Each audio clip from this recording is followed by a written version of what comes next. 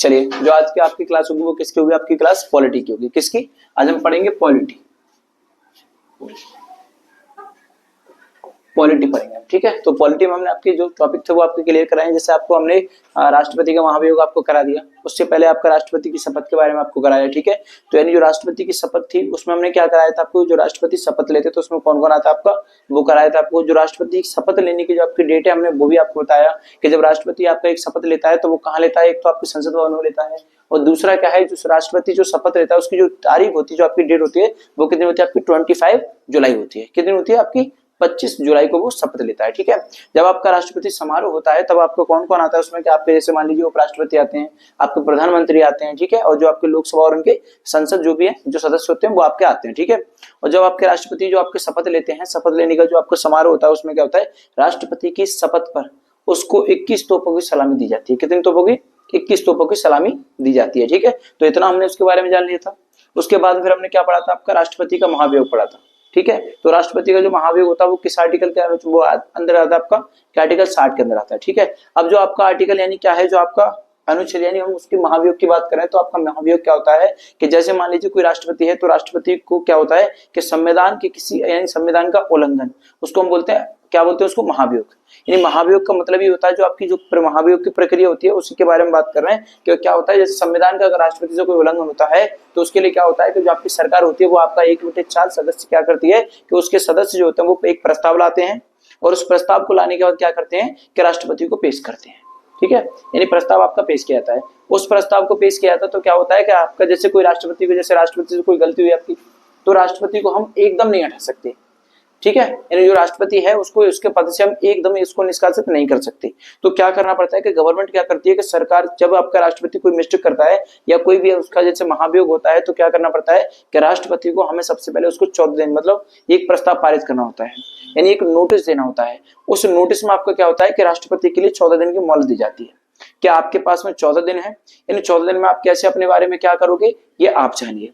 यानी या तो राष्ट्रपति स्वयं अपनी गवाही देगा या अपने किसी विश्वासी आदमी को लाएगा और उससे अपनी गवाह के लिए खड़ा करेगा, ठीक है। मुद्दा अभी आता है कि जैसे मान लीजिए राष्ट्रपति पर अगर कोई महाभियोग की प्रक्रिया होती है तो उस महाभियोग की प्रक्रिया में उसका साथ कौन देगा या उस महाभियोग में कौन उसके साथ में ऐड होगा, तो ये बात होती है। तो इसमें क्या होता है जो आपके महाभियोग की प्रक्रिया होती है उसमें क्या होता है आपके कि राष्ट्रपति की तरफ से आपका क्या होता है, जैसे आपके लोकसभा और राज्यसभा इनके सदस्य जाते हैं, ठीक है।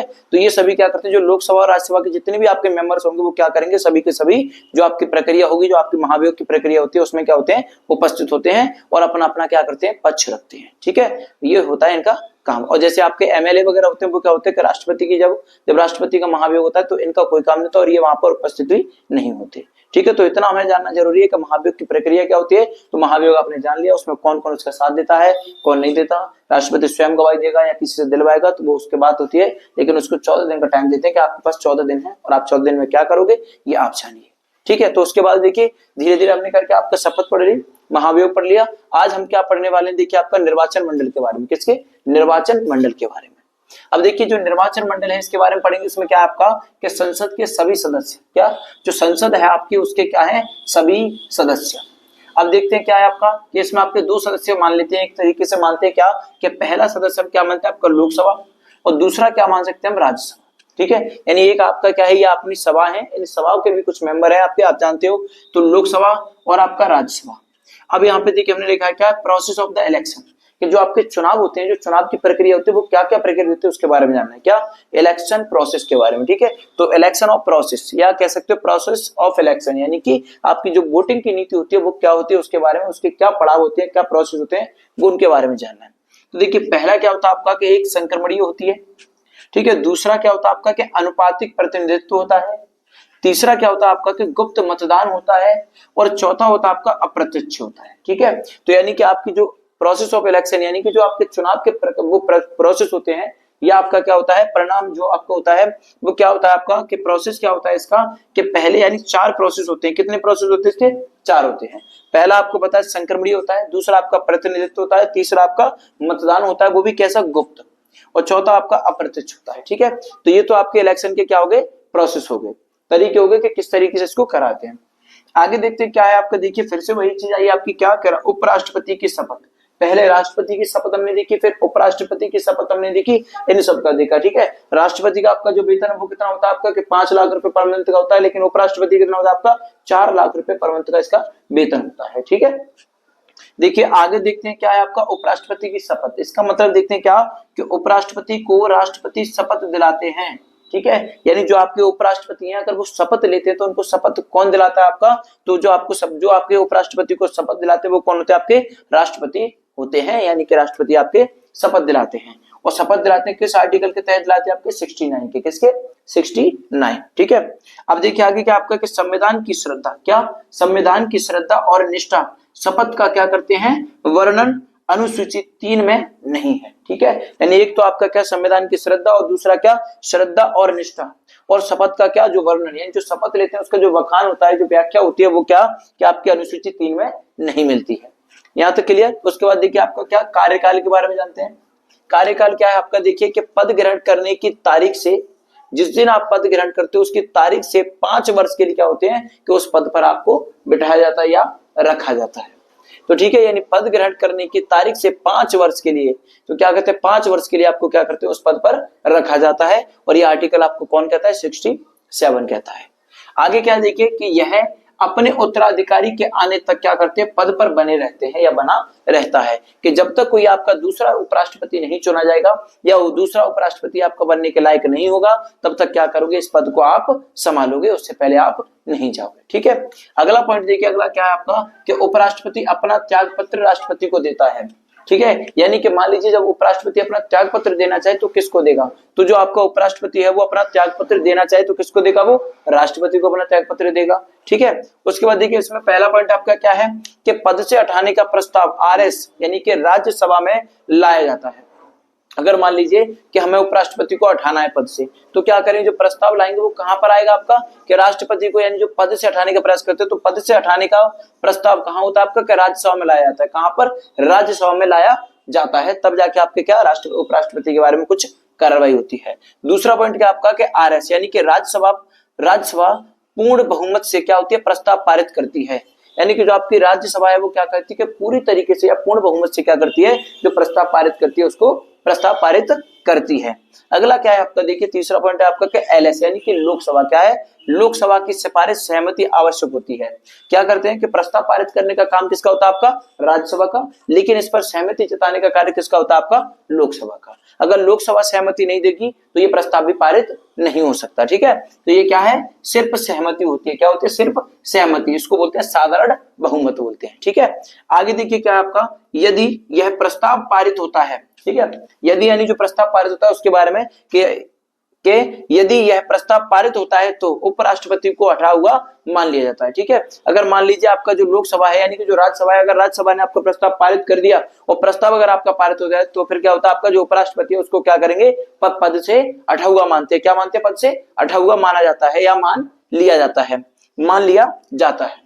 अभी तक किसी भी उपराष्ट्रपति को पद से नहीं हटाया गया है। ठीक है, कहने का मतलब ये है कि जैसे हमने ये प्रक्रिया आपको बताई है कि अगर हटाया जाए तो आपको अगर ऐसी कोई अगर स्थिति बनती है आपकी कि उस उपराष्ट्रपति को हमको हटाना है तो फिर क्या करेंगे, ये हमारे जो नियम आपको बताए हैं इनको क्या करोगे आप लागू करोगे। आरएस यानी कि राज्यसभा आपके प्रस्ताव पारित करेगी, फिर वो लोकसभा से सहमति लेगी, उसके बाद क्या करेगी राष्ट्रपति को पद से हटाने का कार्य करेगी। लेकिन ऐसा अभी तक हुआ नहीं है कि कोई उपराष्ट्रपति को उसके पद से हटा दे। ठीक है, आगे देखिए नोट पॉइंट में क्या है कि यदि उपराष्ट्रपति का पद खाली होता है तो उसे यथाशीघ्र निर्वाचित करने या करके भरा जाएगा। ठीक है, यानी क्या कह रहे हैं, अगर मान लीजिए कभी बाई चांस कभी ऐसा होता है कि आपको जो उपराष्ट्रपति का पद है वो आपका रिक्त हो जाए, क्या हो जाए रिक्त यानी कि खाली रहे, तो फिर उसके लिए क्या करना पड़ता है कि जो खाली पद होता है उसको भरने की यानी जल्दी से जल्दी व्यवस्था की जाती है और क्या करते हैं कि किसी को उपराष्ट्रपति के पद पर चुना जाता है। उसके बाद आपका क्या है देखिए आगे कि यदि किसी परिस्थिति में क्या, अगर किसी परिस्थिति में प्रेसिडेंट यानी PRES का मतलब होता है प्रेसिडेंट का पद खाली होता है तो ऐसी स्थिति में या ऐसी परिस्थिति में उस पद को क्या करते हैं कौन ग्रहण करेगा, इस संबंध में कानून बनाने शक्ति संसद में निहित होती है। यानी कहने का मतलब ये है अगर मान लो किसी परिस्थिति में आपका क्या होता है प्रेसिडेंट यानी कि राष्ट्रपति का पद अगर खाली होता है तो ऐसी परिस्थिति में हम क्या करते हैं कि उस पद को कौन ग्रहण करेगा, इसका क्या करते हैं कि कौन ग्रहण करेगा, इस संबंध में जो कानून बनाने की शक्ति होती है वो किसके पास होती है आपकी संसद के पास होती है। कि संसद डिसाइड करेगा कि राष्ट्रपति का पद कौन लेगा, कौन ग्रहण करेगा, कौन नहीं करेगा, ये सारी चीजें कौन करता है आपका संसद करता है। और इसमें क्या होता है आपका आर्टिकल 70 में इसका क्या मिलता है आपको। इसके अभी हमने देख लिया जो आपके उपराष्ट्रपति उनके जो आपका आता है उसके बारे में हमने जान लिया, ठीक है, कि क्या क्या होता है आपका निर्वाचन मंडल में। आपने पता कर लिया कि जो आपके निर्वाचन की जो आपकी चुनाव की प्रक्रिया होती है वो कैसे होती है, वो आप जान चुके हैं, ठीक है। अब उसके बाद देखिए हम पढ़ते हैं क्या, उपराष्ट्रपति का जो वेतन होता है उसके बारे में जानते हैं। तो अब उपराष्ट्रपति के वेतन के बारे में देखिए जानना है तो क्या है आपका, देखिए कि उपराष्ट्रपति का वेतन यानी कि सैलरी ऑफ किसकी, आपके बीपी के यानी वाइस प्रेसिडेंट के बारे में, ठीक है। अब देखिए क्या है आपका यहाँ पे कि उपराष्ट्रपति को उस पद का क्या कहते हैं कि उपराष्ट्रपति को उस पद का बीपी का कोई वेतन नहीं मिलता, ठीक है। यानी कि कहने का मतलब ये है कि जो आपको उपराष्ट्रपति को उस पद का यानी कि वाइस प्रेसिडेंट का कोई वेतन नहीं मिलता है। इसे आरएस के सभापति का वेतन प्राप्त होता है। किसका होता है कि इसको क्या होता है कि प्रेसिडेंट यानी कि जो आपको उपराष्ट्रपति होता है उसका वेतन नहीं मिलेगा, इसको जो वेतन मिलेगा वो किसका मिलेगा आपका कि आरएस यानी कि राज्यसभा के सभापति का वेतन प्राप्त होता है, जो कि 4 लाख रुपए प्रति माह है, ठीक है। यानी कहने का मतलब ये जो आपका उपराष्ट्रपति होता है वो क्या होता है आपका कि सभापति होता है किसका, राज्यसभा का। तो राज्यसभा का सभापति कौन होता है आपका, उपराष्ट्रपति, और उपराष्ट्रपति कौन होता है आपका, राज्यसभा का सभापति। तो ठीक है, यानी जब आपका इस पद से इसको हटा दिया जाएगा, कहां से, उपराष्ट्रपति के पद से जब हम इसको हटा देंगे तो फिर इसको जो वेतन प्राप्त होगा वो किसका होगा आपका कि राज्यसभा के सभापति का होगा। और जब राज्यसभा के सभापति का हो तो कितने पैसे मिलेंगे इनको भैया कि इनको 4 लाख रुपए प्रति माह की दर से इनको जो इनका अमाउंट है वो प्राप्त होगा, ना कि इनको राष्ट्रपति यानी ना कि इनको उपराष्ट्रपति का वेतन मिलेगा, ठीक है। तो याद रखना कि जो आपके लोकसभा यानी राज्यसभा का जो सभापति होता है वो कौन होता है आपका, उपराष्ट्रपति। जब उपराष्ट्रपति है आपका यानी उपराष्ट्रपति जब अपने पद से खारिज हो जाता है या अपने पद से हटा दिया जाता है तो फिर उसको जो वेतन प्राप्त होता है वो किसका वेतन मिलता है उसको कि उसको मिलता है राज्यसभा के सभापति का वेतन उसको प्राप्त होता है, वो जो कि कितना वेतन होता है आपका 4 लाख रुपए। अब इसके देखिए आगे क्या भैया आपका, आगे दिया आपका क्या, इंडियन प्रेसिडेंट डेथ, क्या डेथ, ठीक है, डेथ हो गया आपका क्या, इंडियन प्रेसिडेंट डेथ, ठीक है। अब इसमें क्या देखिए नंबर 1 आपका क्या है, जाकिर हुसैन बीवी गिरी, ठीक है। दूसरा आपका क्या देखिए, फखरुद्दीन अली अहमद, कौन है आपके, फखरुद्दीन अली अहमद। अब ये क्या आपके बीडी जत्ती, इनका नाम क्या है आपका, बीडी जत्ती। अब यहाँ पे क्या है इनका कार्यवाहक राष्ट्रपति थे, कैसे थे आपके कार्यवाहक राष्ट्रपति। अगला क्या है देखिए आपका कि कुल कार्यवाहक राष्ट्रपति, क्या कुल कार्यवाहक राष्ट्रपति कितने आपके 3। अब क्या है देखिए इसमें जस्टिस एम कहते हैं आपके कौन थे आपके हिदायत उल्लाह, क्या है आपके हिदायत उल्लाह। अब इसमें देखिए दूसरा क्या आपका बीपी, क्या है बीपी, इसका मतलब है आपका वाइस प्रेसिडेंट, क्या है आपका वाइस प्रेसिडेंट। और वाइस प्रेसिडेंट इधर क्या आपका देखो प्रेसिडेंट, ठीक है, यानी वाइस प्रेसिडेंट है और इधर कौन है आपका प्रेसिडेंट, ठीक है, यानी उपराष्ट्रपति और राष्ट्रपति। अब इनका क्या हो रहा है देखो इलेक्शन के बाद देखते हैं। अब देखो क्या होगा नंबर 1 यानी वाइस प्रेसिडेंट और प्रेसिडेंट कौन है आपको उनके पता करते देखो। तो पहले डॉक्टर सर्वपल्ली कौन है आपके, राधाकृष्णन। दूसरे आपके कौन है के बीवी गिरी। तीसरे कौन है आपके शंकर दयाल शर्मा। चौथे कौन है आपके के आर नारायण। पांचवें कौन है आपके आर वेंकट रमन। और छठवें कौन है आपके जाकिर हुसैन, ठीक है, कौन है आपके जाकिर हुसैन, ठीक है। ये हो गए आपके कौन है आपके ये वाइस प्रिंसिपल और प्रेसिडेंट, ठीक है। उसके बाद देखिए आगे चलते हैं, आगे क्या आपका कि हाई कोर्ट की बात करें कि जो आपका हाई कोर्ट होता है यानी उच्चायुक्त कौन है, हाई कोर्ट के जो आपके कमिश्नर होते हैं वो कौन है उसको देखते हैं। तो आपका कौन है हाई कोर्ट का कि बीपी यानी कि उपराष्ट्रपति होता है। जो आपका हाई कोर्ट का उच्चायुक्त होता है वो कौन था आपका वाइस प्रेसिडेंट यानी कि उपराष्ट्रपति, ठीक है। नंबर 1 कौन है उसका बीवी गिरी। अब देखिए नंबर 1 पहला पॉइंट आपका क्या लिखा है कि उपराष्ट्रपति के पद पर मृत्यु किसकी, श्रीकांत की, किसकी, वाइस प्रेसिडेंट यानी उपराष्ट्रपति के पद पर जो मृत्यु वो किसकी हुई थी आपकी श्रीकांत की, सॉरी या कह सकते हो श्री कृष्णकांत, कौन श्री कृष्णकांत। उसके बाद देखिए दूसरा कौन है कि सबसे कम पढ़े लिखे। अब सबसे कम पढ़े लिखे आपके उपराष्ट्रपति कौन है, इनका नाम क्या आपका ज्ञानी जैल सिंह, क्या है ज्ञानी जैल सिंह, ठीक है, जो क्या है कम पढ़े लिखे हैं। अगर आपसे कोई पूछे कि कम पढ़े लिखे आपके कौन बताने आपको हाई कोर्ट कमिश्नर, उसके यानी क्या वो बताने आपको उच्चायुक्त कौन, उच्चायुक्त कौन है। तो उच्चायुक्त में सबसे कम पढ़े लिखे कौन आते हैं आपके ज्ञानी जैल सिंह। उसके बाद देखिए आगे पढ़ते हैं क्या है कि प्रधानमंत्री और मंत्रिपरिषद के बारे में। जो आपके प्रधानमंत्री हैं और आपके मंत्रिपरिषद उनके बारे में पढ़ते हैं। तो देखिए तो इनका हम पढ़ेंगे तो पहले उससे पहले हमें क्या करना है, देखिए इनके बारे में पढ़ेंगे तो किस किस आर्टिकल में इसका इनका जो मिलेगा हमें कि इनके बारे में जो आपका अनुच्छेद किसके वो आर्टिकल के तहत आते हैं ये क्या आपका आर्टिकल 74, आर्टिकल 75, आर्टिकल 77, आर्टिकल 88 और आर्टिकल 352, कितना 352 यानी 352 और उसका कौन सा पार्ट 3rd। इसमें क्या मिलेगा हमें कि प्रधानमंत्री और मंत्रिपरिषद के बारे में मिलेगा, ठीक है। अब देखिए क्या है आपका आर्टिकल 74 में क्या दिया देखते हैं कि राष्ट्रपति की सलाह और सहायता के लिए एक मंत्रिपरिषद होगा जिसकी क्या होगी, अध्यक्षता पीएम होगी। ठीक है, यानी कहने का मतलब है आपका, क्या कह रहे हैं कि जब आपका आर्टिकल 74 आपसे कहता है क्या कि राष्ट्रपति की सलाह और सहायता के लिए क्या होगा, आपका एक मंत्रिपरिषद होगा, और मंत्रिपरिषद होगा जिसका क्या, जो उसका अध्यक्ष होगा वो कौन होगा, आपका पीएम होगा। ठीक है, यानी होगा जिसका अध्यक्ष कौन होगा, आपका पीएम होगा। ठीक है, यानी राष्ट्रपति की सलाह और सहायता के लिए कौन होगा, आपका कि एक मंत्रिपरिषद आपके पास होगा, वो भी कैसा होगा, जिसका जो अध्यक्ष होगा वो कौन होगा, पीएम यानी कि प्रधानमंत्री। दूसरे देखिए आपका नोट पॉइंट में लिखा है यहाँ पे क्या, प्रेसिडेंट यानी कि राष्ट्रपति अनुच्छेद 53 का क्या करेगा, प्रयोग। ठीक है, फिर आर्टिकल आपका 74 की सहायता से करता है, यानी जो क्या करता है, जो आपका प्रेसिडेंट यानी जो आपका राष्ट्रपति होता है वो आर्टिकल किसका प्रयोग करता है, 53 का प्रयोग, वो भी आर्टिकल फिर किसका, 74 की सहायता से करता है। उसके बाद देखिए क्या है कि 75 में आर्टिकल के बारे में जानते हैं कि 75वां आर्टिकल क्या है आपका, उसके बारे में देखिए क्या है कि पीएम की नियुक्ति राष्ट्रपति होगा या करता है। ठीक है, जो आपका पीएम होता है, पीएम की जो नियुक्ति होती है वो कौन करता है, आपका राष्ट्रपति। अब देखते हैं इसमें क्या है कि पहला, प्रेसिडेंट यानी कि राष्ट्रपति बहुमत दल के नेता को क्या करता है, लोकसभा का बहुमत, लोकसभा का बहुमत, लेकिन कह सकते हैं हम क्या कर, राष्ट्रपति बहुमत, क्या राष्ट्रपति बहुमत दल के नेता को क्या करता है, सरकार। उसके बाद देखिए क्या, सरकार बनाने का क्या करता है, न्योता देता है। जो आपके राष्ट्रपति वो क्या करते हैं कि राष्ट्रपति बहुमत दल के नेता को क्या करते हैं कि सरकार बनाने का आदेश देते हैं, क्या करते हैं, आदेश देते हैं या न्योता देते हैं। अगला क्या आपका देखो, पीएम की सलाह पर क्या होता है आपका, पीएम की सलाह यानी प्रधानमंत्री की सलाह पर क्या होता है आपका कि राष्ट्रपति अन्य मंत्रियों की नियुक्ति करता है। यानी जो आपके राष्ट्रपति हैं वो क्या करेंगे कि अगर किसी मंत्री को उन्हें वो करनी होगी नियुक्ति, तो किसकी सलाह पर करेंगे, आपके कि प्रधानमंत्री की सलाह पर। यानी प्रधानमंत्री राष्ट्रपति को कहेंगे तब जाके राष्ट्रपति आपके क्या करेंगे, किसी अन्य मंत्री की क्या कर सकते हैं, नियुक्ति करेंगे। अन्यथा जब तक आपके पीएम उनको आदेश नहीं देंगे या पीएम उनको सलाह नहीं देंगे, पीएम उनसे कहेंगे नहीं कि आपको इनकी नियुक्ति करनी, जब तक वो नियुक्ति नहीं कर सकते। अकेले राष्ट्रपति के बस की बात नहीं है कि किसी मंत्रिमंडल को चुन सके। ठीक है, तो यानी मंत्रिमंडल को ये नियुक्त करने के लिए किसी अन्य मंत्री को उन्हें क्या करना है, नियुक्त करने के लिए क्या करना पड़ता है कि अपने पीएम की सलाह लेनी पड़ती है या सहायता लेनी पड़ती है। लास्ट अगला पॉइंट देखिए क्या आपका, अगला पॉइंट है आपका क्या कि पीएम, पीएम जो है नहीं आपके प्रधानमंत्री क्या करते हैं कि प्रधानमंत्री मंत्रिपरिषद का अध्यक्ष होता है। यानी अगर कोई आपसे पूछे जो आपका मंत्रिमंडल होता है या मंत्रिपरिषद होता है उसका अध्यक्ष कौन होता है आपका, तो कौन होता है आपका, पीएम यानी कि प्रधानमंत्री आपके क्या होते हैं, मंत्रिमंडल के अध्यक्ष होते हैं। आपका जो आपके क्या है, प्रधानमंत्री हो गए, यानी प्रधानमंत्री और मंत्रिपरिषद आपका हो गया।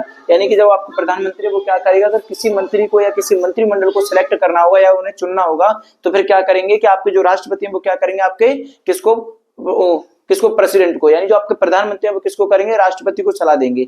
यानी वो क्या करेंगे, अपना आदेश देंगे, किसको, राष्ट्रपति को देंगे कि आप इनको सिलेक्ट कर सकते हो, तब जाके आप उनको क्या करोगे, सिलेक्ट करोगे। यानी राष्ट्रपति कभी भी किसी मंत्रिमंडल का अगर चुनाव करेगा या उसको निर्वाचित करेगा तो क्या करेगा कि पीएम की सलाह उसे लेनी पड़ेगी, अन्यथा अकेला आपका प्रधान जो आपके राष्ट्रपति हैं वो नहीं कर सकते। ठीक है, यानी जो भी आपके जो राष्ट्रपति जो भी कार्य करते हैं वो क्या करते हैं, आपके प्रधानमंत्री की सलाह पर करते हैं। ठीक है, आगे देखिए क्या आपका कि जो आपकी कौन है, प्रधानमंत्री की योग्यता क्या होती है उसके बारे में जानते हैं कि जो आपका पीएम बनता है तो पीएम बनने के लिए आपकी क्या क्या योग्यता होती है, क्या आपकी योग्यता है उसको जानते हैं, यानी क्वालिफिकेशन आपकी क्या होनी चाहिए पीएम बनने के लिए। तो देखते हैं क्या है, तो नंबर 1 पहले क्या कि वो भारत का नागरिक होना चाहिए। क्या होना चाहिए कि जो भी व्यक्ति आपका पीएम के पद पर आ गया यानी कि आपका प्रधानमंत्री बनेगा तो उसकी जो योग्यता है पहले तो वो भारत का नागरिक होना चाहिए। दूसरा क्या आपका कि न्यूनतम 25 वर्ष की आयु पूरी कर चुका हो, कम से कम उसकी जो 25 साल पूरी हो चुकी हो, उसके बाद क्या करेगा वो कि वो आपके पीएम के पद पर बनने के योग्य है। यानी कि पीएम बनने के लिए हमें क्या करना पड़ेगा कि पहले तो हमारे पास भारत की नागरिकता होनी चाहिए। दूसरा क्या होना चाहिए कि जो हमारी उम्र है वो 25 साल से ऊपर होनी चाहिए, यानी कम से कम वो 25 साल हम काट चुके हों या अपनी साल को 25 साल क्या कर चुके हम, पूरी कर चुके हैं। 25 के बाद हम क्या कर सकते हैं कि हम क्या बन जाएंगे कि पीएम बनने की योग्यता हमारे पास हो सकती है।